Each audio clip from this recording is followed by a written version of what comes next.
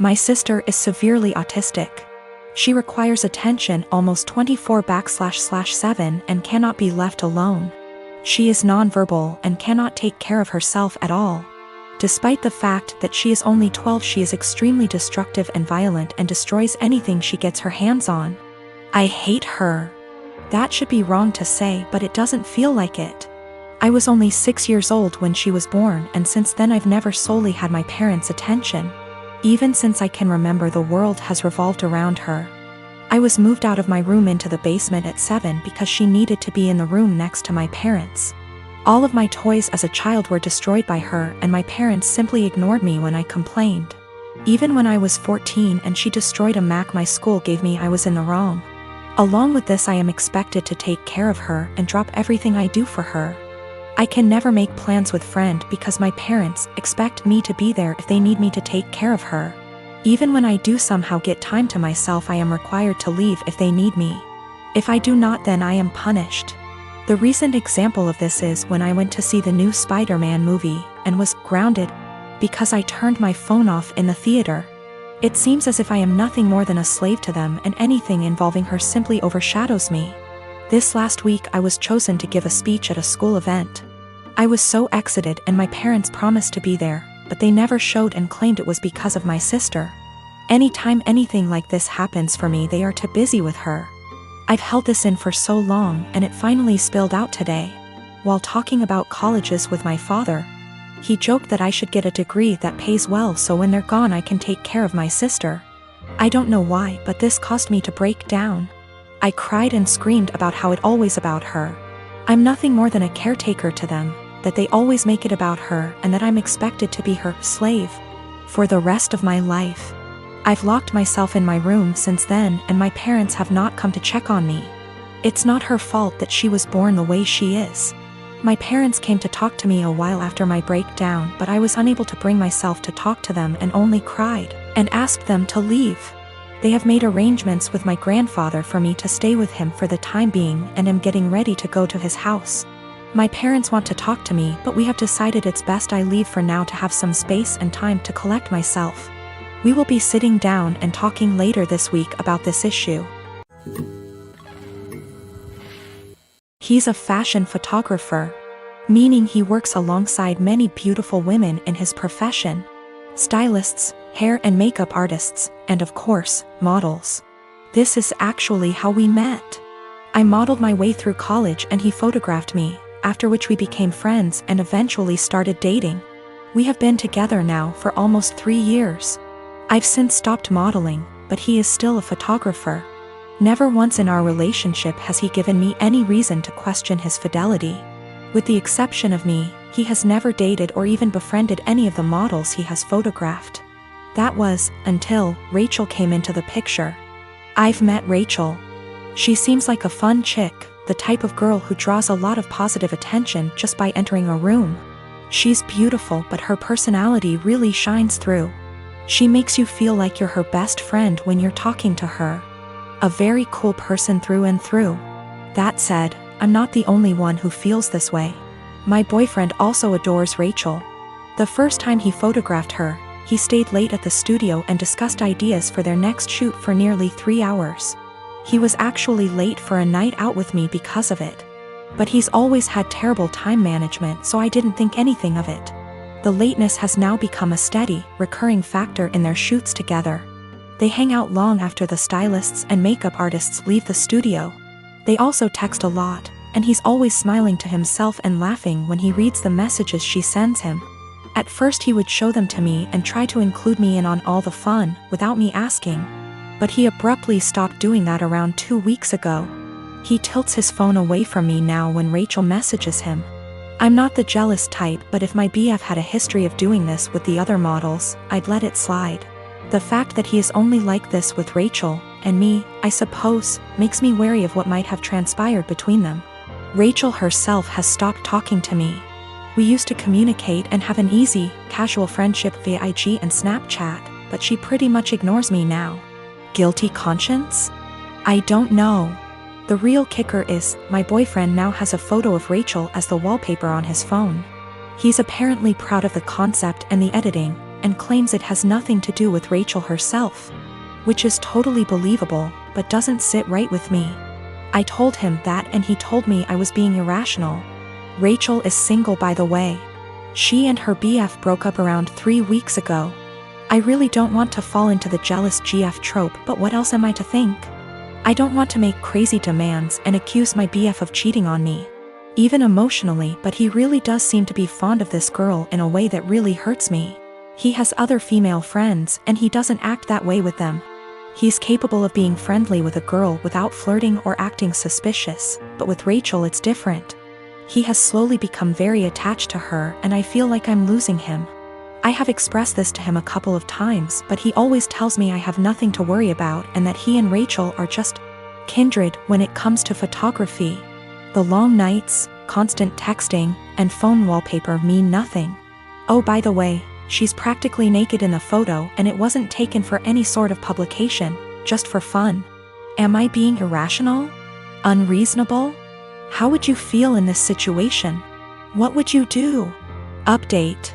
My photographer boyfriend has been growing very close to one of his models, and acting dismissive of my concerns regarding their work relationship. He has a practically naked photo of her as his phone wallpaper. WTF am I supposed to think? He and I are meeting for lunch in an hour. He confessed. I'm kind of a mess right now, but I'm lucky enough to have an amazing support system and a clear head. That's all I really wanted out of this unfortunate situation. My boyfriend, ex-boyfriend, has never taken nude or even partially nude photos of me. Although I modeled in high school and university, my primary focus has always been stage acting. He took my headshots. That's how we met. Not that it really changes anything. Just a bit of insight, I guess.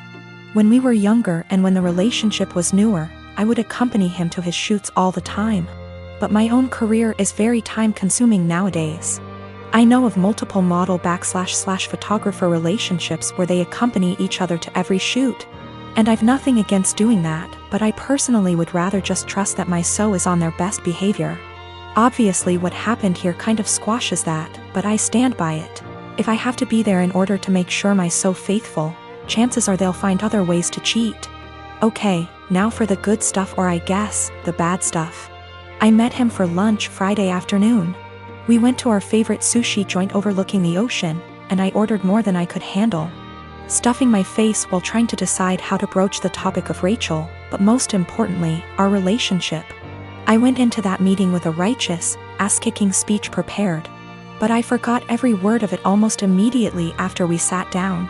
I guess he could tell there was something on my mind, because he asked me if I was all right, if he had done anything to upset me. Snorts. Yes, Ian, you've upset me very much, actually. As soon as I gathered the confidence to look him in the eyes, I point blank asked him, "What's going on between you and Rachel?" His mouth flew open as if he were completely and utterly taken aback by the implication, but I cut him off with, "Do not bullshit me." I tried my best not to let anger get the best of me. I really did. I wanted to stay cool, calm, and collected like so many women on this sub. You know the ones. Those intense stories of cheating husbands wherein the wife takes to relationships, garners a ton of support, and then updates us later with a well-constructed storybook post detailing the evidence she has collected against him and the meeting she had with her uncle or sibling, who just so happens to be a divorce lawyer. Yeah, I'm not a badass like that. I wish I were. But I'm honestly just an overly emotional doormat, and I knew going into this meeting that I was either going to cry or gouge his eyes out with my mind. Because I had somewhere to be later, I took a hard left and got super angry. He could see it in me, the anger bubbling over. The people in the restaurant were starting to stare at us, too. In order to save face, I threw money on the table, with tip, and told him to meet me in the parking lot. If I'd had a switchblade on me, I can't say for certain I wouldn't have channeled my inner jet and beat his to the pavement. Kidding. Totally kidding. We met inside my car. He climbed in after me, his head down as though he were ashamed or, I don't know, guilty? I asked him how, and he explained everything to me. No preamble whatsoever. The moment he met Rachel, he felt some type of way towards her. He couldn't tell whether it was just a silly crush or something more, but he knew she felt it, too. How cute. They kissed the first night they met. The night he nearly stood me up. They had crazy, emotional, forbidden intimate the night she and her boyfriend called it quits. And they've been ever since. He mentioned he has always used a condom with her, but I don't care. I'm getting tested. I should mention Rachel was the one who was broken up with in her previous relationship. I don't know why or how. I didn't ask and I don't care to know. Funnily enough, Ian said he doesn't want to be with Rachel, he wants to be with me. And he even provided text messages to show that he's the one who decided not to pursue anything with her on official grounds. But I told him I give zero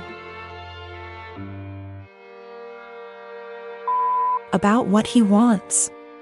And unless he can go W//O his eyes, he should get the out of my car and erase me from his mind before I erase him. I literally said that. In any case, I went home later that day and drank a lot. My friends and family, and most of Ian's friends and family, have rallied around me in support. I guess he told his mother we broke up and how it happened, because she called me this morning and said she's disgusted with her son and that if I need anything at all, she's always there for me. For real, I'm going to miss his family. They're good people. The best people. This is my first adult breakup, by the way. The type of breakup where you're required not only to break up with your so but with their family and friends, as well. These people you've spent so much time getting to know and growing to love, are suddenly not in your life anymore and it's, well, it's kind of daunting, really. Daunting and sad and infuriating all at the same time. So, that's the conclusion to this story. That's what happened. P.S. He admitted to cheating with Rachel and then I dumped his. So far, his mother, his teenaged stepbrother, and 2 male friends of his, have reached out to me saying how disgusted, ashamed and embarrassed they are on his behalf. On top of 3 mutual friends. It hasn't been 2 days yet. My brother lost his job along with all his savings several months ago, and soon after he asked me if it would be okay if he and his wife stayed with me until they could afford their own place again. I hesitated at first, considering I only have a 1-bedroom apartment, but according to them they had no other options, so of course I invited them over and bought a blow-up mattress for the living room. For the first month things were manageable, although admittedly cramped. Then my brother told me that sleeping on the mattress was giving him back pains. So he asked if he could buy a small double bed for the living room. The living room is by far the biggest room I have, so I told him that would be fine as long as there was still room for my couch, TV, bookshelves. The living room is also connected to my kitchen in an open plan style. So I reminded my brother to leave walking space around the bed. It's now been 2 months and things have gotten a lot worse. When they first moved in, I would still use the living room every day to unwind on the couch after work. Now whenever I go in, there's a strange vibe like I'm intruding. My brother and his wife are often sitting in bed together when I go in. I always knock and stare at me pointedly until I leave. Sometimes when I sit down they will directly ask me for some alone time and say they would like the room to themselves. This came to a head yesterday when my sister-in-law messaged me with a timetable she'd made of when it would be a good time for me to use the living room. The timetable basically says that they will allow me into the room for an hour each evening, plus 20 minutes around meal times. I basically shut her down instantly and told her there was no way I'd be following the timetable since in the end it's my apartment. She sent me back a huge message with a dozen paragraphs about how my constant presence was ruining her marriage with my brother and they feel like they have no privacy. I tried to talk this over with my brother that night, but when I got home neither my brother //SIL were talking to me. So he's clearly just as pissed. Today an Amazon parcel arrived for my brother with a lock for the living room door, which I told him there's absolutely no way I will allow him to install. My brother says I'm creepy for wanting constant access to where they sleep and he's insisting on installing the lock anyway. Me and my daughter, Anya, are from India. Our native language is Hindi. She's 11 years old now. Her father died when she was 5 and I immigrated to States because everyone was trying to get me remarried to a 60-year-old sleazebag, because Oh no. However will a woman live or raise a child alone? I started dating my now husband when Anya was 6. He had a 5-year-old son, Ben, 50% custody. Me, Anya, Ben, husband and Ben's mom get along really well. The kids were very well adjusted and they were genuinely happy when we got married. Whenever tensions arose, we dealt with them patiently. Let's just say after walking through the minefield of Indian family / drama, diffusing these toy bombs were very easy. Anya has a habit of talking in Hindi when she gets really excited. Sometimes, while talking to me, she starts talking in Hindi without even realizing it. This wasn't a problem. If she does that while others are around, I would remind her and she would revert back to English. Few months ago, Ben's mom passed away and he came to live with us full time. He has a room already and we put Ben into therapy immediately. A week ago, Ben walked in when me and Anya were cooking and we were talking in Hindi and he started crying.